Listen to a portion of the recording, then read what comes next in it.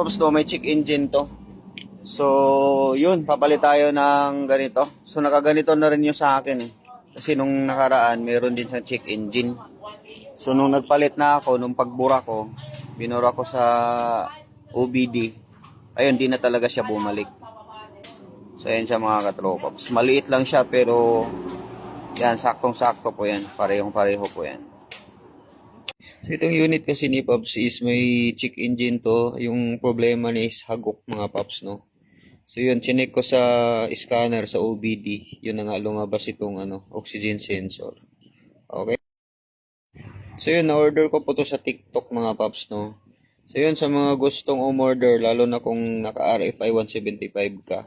Ito, proven and tested ko na to, Pops. So, yun, ilagay ko na lang sa yellow basket. So, yun, click nyo na lang ang yellow basket. So, yun, okay, hanggang dito lang mga Pops.